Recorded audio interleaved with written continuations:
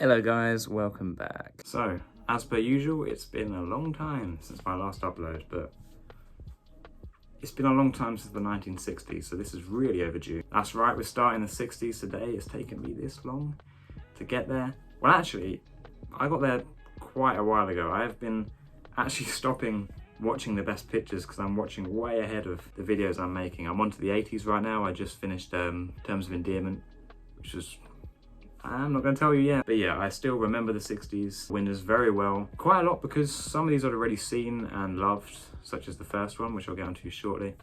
But yeah, good decade for films. It's worth noting that in film and popular media in general, the 60s is sort of when the British invasion happened with the Beatles and other such British acts coming to America and popularising their music. And that can very much be seen in the winners. Many of these winners are British or take place in Britain, as well as not in the ones we'll be covering today, but towards the end and definitely in the 60s, lots of the psychedelia and summer of love sort of ideals that were explored in the 60s are evident in these winners. But that's a subject for next video. Today we're going to look at the 5 winners, which is a decent bunch, as well as an interesting 5 years for the Academy in general, as per usual. So let's dive in.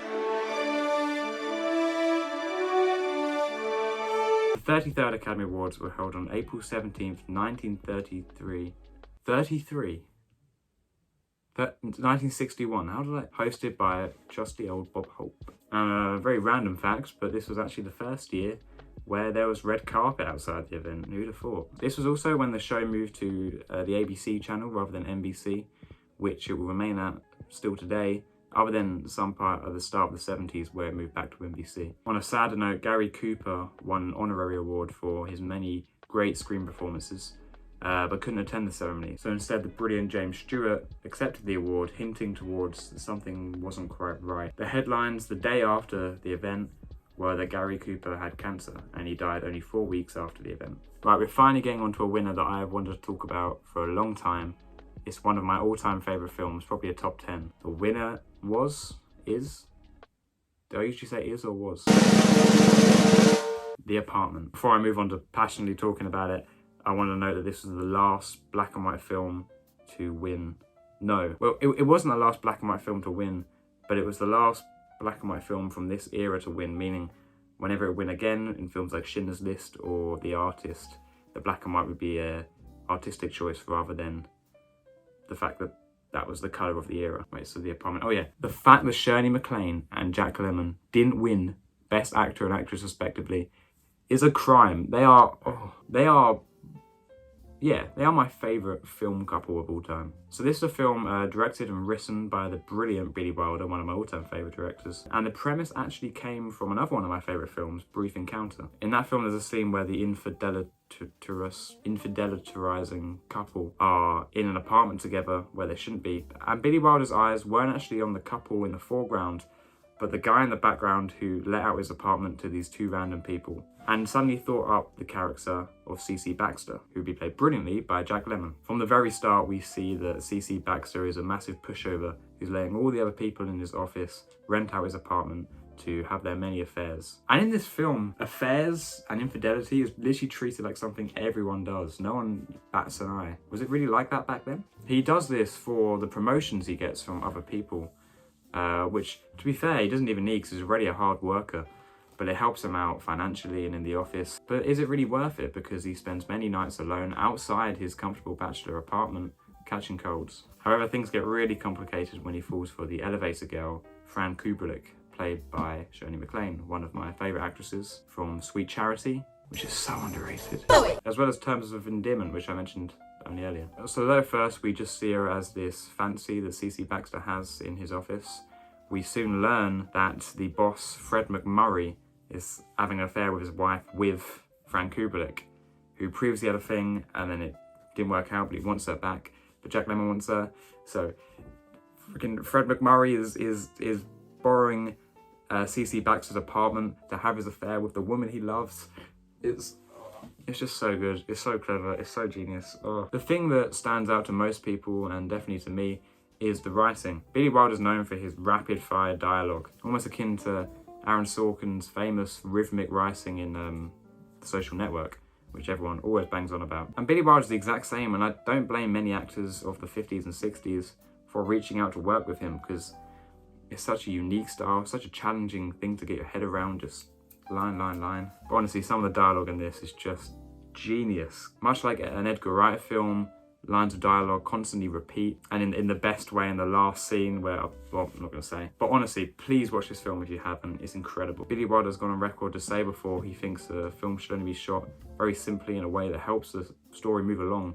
I've always admired his approach to cinematography. I feel like he really makes his films, which are obviously live action, feel like cartoons through the way he frames it and directs the actors. The only other Billy Wilder film to win is The Lost Weekend, which I also loved. And I could sit here and talk about him for hours. All his films have shown me different things that cinema can do that I didn't realise. So, Billy Wilder, you're beautiful. And your best film, The Apartment, won Best Picture, so well done. Please watch it if you haven't. So far, and probably not going to change, this is the best Picture winner. The chemistry between Jack Lemmon and Shirley MacLaine is just beautiful. I mean, Jack Lemmon's just this relentlessly, irrationally optimistic guy who, if you knew him, would probably get on your tits, but just is the most lovable, bubbly person. And the sacrifices he makes for Shirley MacLaine's character, Frank Kubelik, without her even knowing. And her performance is so good, and it's just, this is actually a Christmas film, and there's one bit where she brought Fred McMurray a really thoughtful album of an artist they both like, and then he just gives her £100. And then she starts undressing herself. And he goes, well, what are you doing? And she says, well, as long as it's paid for, which is such a clever line. And it's just so, oh. When analysing Some Like It Hot, my film studies teacher was saying that Billy Wilder has a very cynical view of women, which I would completely oppose by showing him this film. This looks at the piggish ways that men act towards their affairs and infidelity, and gives women a voice with Frank Kubelik, showing the other side of this unhealthy addiction. Anyway, watch it. The 34th Academy Awards are held on April 9th, 1962, and hosted by Federico Fellini. That's a lie, they were hosted by Bob Hope. I don't know why I said Federico Fellini. Oh, here's one. Federico Fellini was nominated for the first time with his Italian classic La Dolce Vita, probably not pronouncing that right. Robert Wise and Jerome Robbins became the first two co-directors to win Best Director for West Side Story. It was only the last Oscars when the Daniels won for Everything Everywhere All at Once, and it is quite a rare feat for two co-directors to win. Risa Moreno won an Oscar for her performance in West Side Story, and she has one of the funniest acceptance speeches ever. I can't believe it! Good Lord! I leave you with that. God, I love her. There was this New York City cab driver that was famous for crashing live events and doing random stuff, who on this night, and this was the big thing of that night, he crashed the event and then gave Bob Hope a homemade Oscar, which is actually kind of nice, I guess. But yeah, this random guy just really wanted to be famous in the 60s, I guess. Did a good job. I'm reading about him now. Why don't we get this kind of unexpected entertainment now, you know? Just someone walking on stage and doing something crazy at the Oscars to Chris Rock. Anyway, yeah, the Best Picture winner was West Side Story. West Side Story has always been a bit of a classic in my household. It's one of my mother's favourite films, and despite that, I didn't really grow up with it that much. I remember watching it when I was 10 or 11. However, now I've seen it 3 times because I rewatched it soon after watching the remake, which I prefer, and I'll get onto that a little bit later. But also, again, for this. And my opinions haven't changed. Whereas the remake manages to incorporate the beauty of the choreography and the colourfulness of the numbers, but then juxtapose that with a really gritty and grimy and muscular tale. The original West Side Story, I don't know, it just feels too dancey. Like the big fight, or the rumble as they called it in the film. In the original it has Richard Beymer, who plays Tony, stabbing Bernardo. But instead of really feeling any sort of violence or climax or impact at that moment, he just sort of dances it off, and it's all very ballet and very, very stagey. In fact, the whole film feels more like a theatrical production than a film, which I think is what the remake excels at, actually transferring the play to the medium. However, I would still call this a worthy win. It's a very entertaining film. Visually, it's beautiful, has many great sort of Technicolor innovations. Just look at this. It's great, great. Not to mention the music is ever brilliant. It genuinely is one of my favourite musical soundtracks of all time. Stephen Sondheim is genius. I'll definitely recommend it if you haven't seen it. If not for the first number alone, it's one of the coolest intros to any musical. However, I would slightly recommend the remake more. I just think it hits harder in all the places where it should do. It is definitely the most colourful Best Picture winner yet. Don't know if that'll still remain.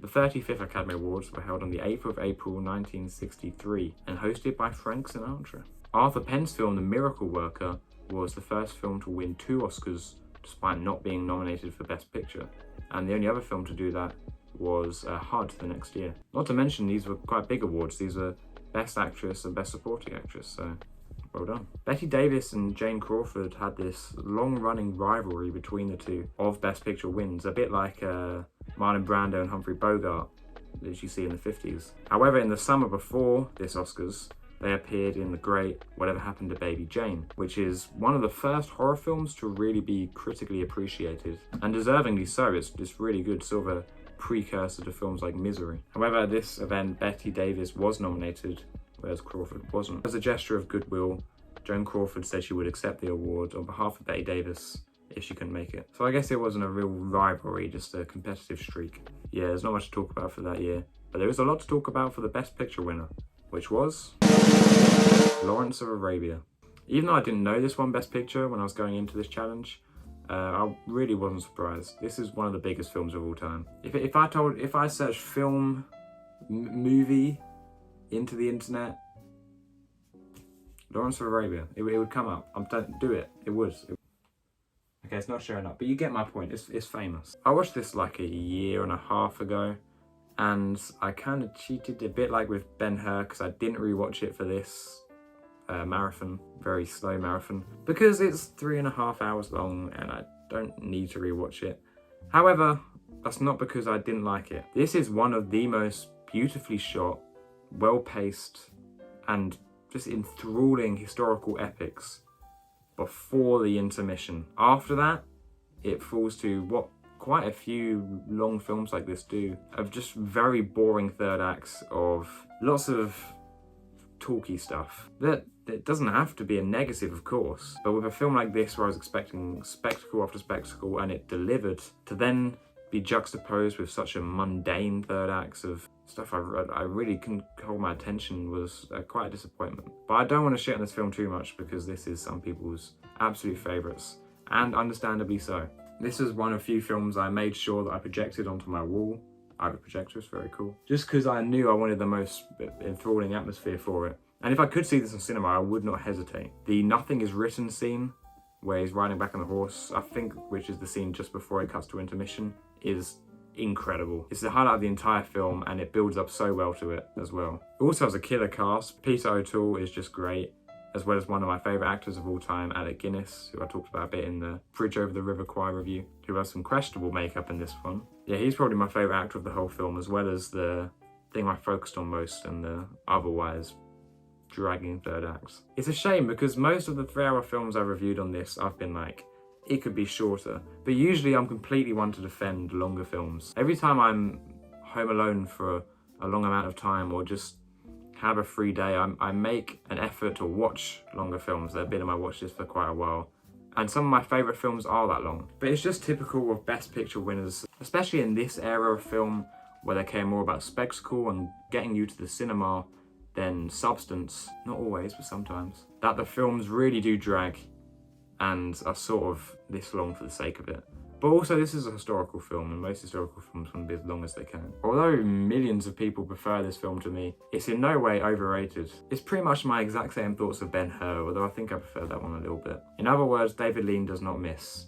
And while this and River Kwai, especially the latter, are great, for some reason my favourite David Lean film, Brief Encounter, did not win. So, Academy, you're not doing well enough. You're not doing good enough.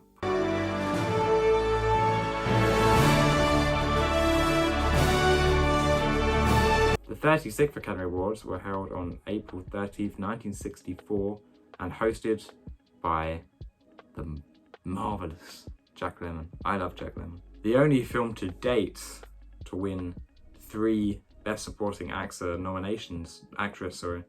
is Tom Jones. Patricia Neal's win for Best Actress in HUD was very controversial due to her very small screen time. Margaret Rutherford at 71 was the oldest actress to ever win Best Supporting Actress, as well as the last actor born in the 19th century to win. I remember saying before that Humphrey Bogart was the last male actor born in the 19th century to win. But yeah, that's crazy. This is 1961 and you've still got people winning Best Supporting Actress. Were born in the 1800s. I think maybe because of the Industrial Revolution and the amount that the world evolved just between the two decades, I really disassociate the 1800s with the 1900s. So researching older films like this and how they flash back to that time in fairly close memory is just insane to me. And this is the only year where all Best Supporting Actress nominees were not born in the US. That's a very obscure but kind of nice fact. This was the first year to have Best Sound Effects, and It's a Mad, Mad, Mad World by Stanley Kramer won, deservingly so. That film was bonkers. Also, the brilliant Sidney Poitier became the first African-American actor to win with Ladies in the Field, and his acceptance speech is fantastic. You know what isn't fantastic? Tom Jones. So this film started off as a silent film, just for the intro. And I was like, oh no, I'm actually gonna have to pay attention to this rubbish. I know that sounds really close-minded of me, but I'd heard many times how bad this was. So many people saying that this was the worst Best Picture winner, as well as in general being regarded as an unworthy win. And you know what?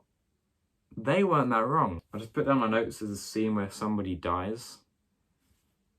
What about it? This is a very horny film, and was made in 1963. I didn't know films could be this horny back then. Although it is a period piece, which are known for their promiscuous dresses and constant sex scenes. However, this was just like a teenage boy made it, just constant boob jokes and masses of cleavage and sex jokes that they're not even jokes, it's just sex. There's a disgusting, really creepy ASMR food eating scene where they're flirting with the thing that this film gets wrong the most is trying to be a comedy, but doesn't really understand what humor is. Now that sounds like the harshest criticism you could get, but it'll put in these quirky editing techniques or slide transitions or something sort of unusual, thinking that that is humor, instead of actually putting any jokes or comedic situations or satire or anything like that. It just occasionally does something kind of odd and cutesy and weird and is like, laugh. But at no point in this film was it funny. It was just quirky. It's a quirky, horny 60s film, okay? And this is... The Apartment is the Best Picture winner. This might just be the worst. I'm saying that like Cimarron and Gigi don't exist, but it's insanely boring, insanely horny, and just, why? There were better films that year. The Bird, Charade, High and Low, Ace and a Half. I know it's a foreign film, but Federico Fellini was pretty much Oscar famous at that point. It is, however, luckily the only bad pick we'll be covering in this video.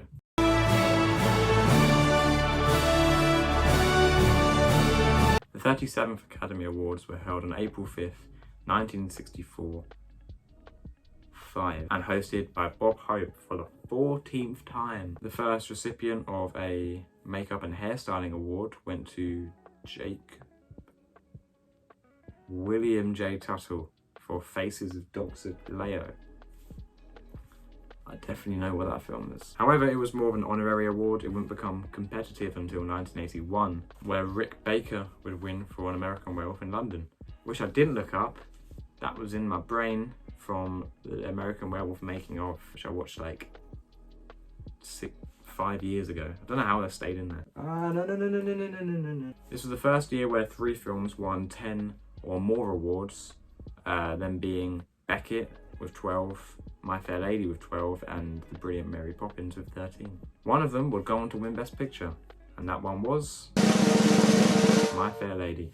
Audrey Hepburn wasn't even nominated for this, which is a bit of a crime, I'm not gonna lie to you. Although there are kind of reasons, because this role was originally gonna go with the beloved Julie Andrews, as well as the fact that All her singing was dubbed. She still deserved it. She was great. Questionable accent aside, although I kind of feel like that was tongue-in-cheek. This is a film about a working class British woman. See?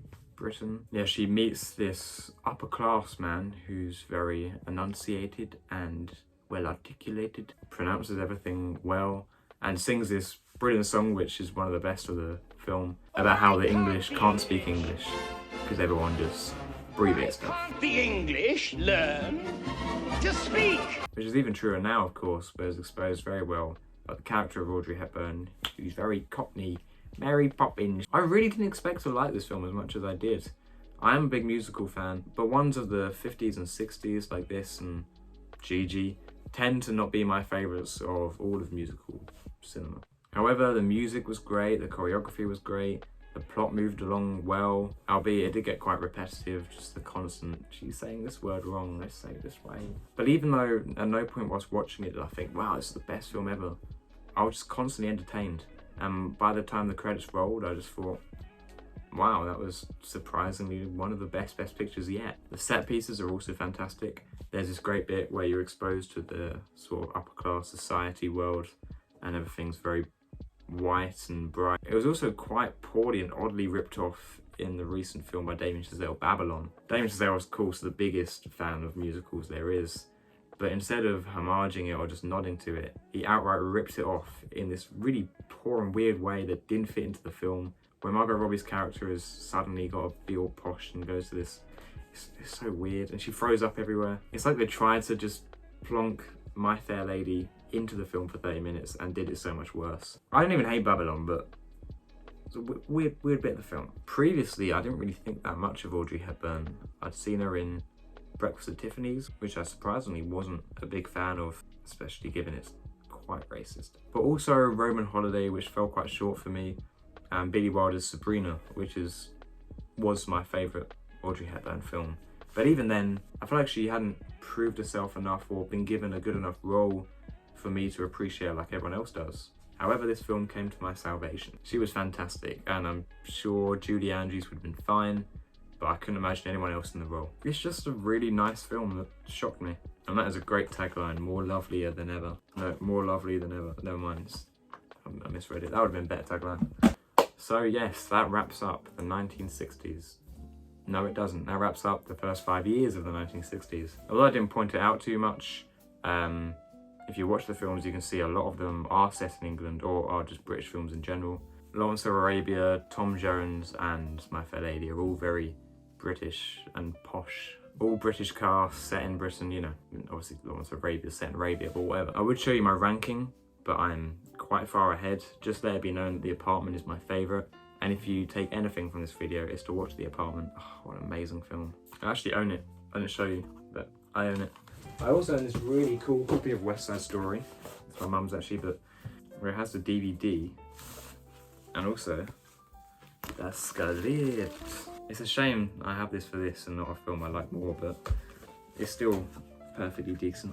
Anyway, thank you for watching. Tune in next time, whenever that may be. And yeah, don't stop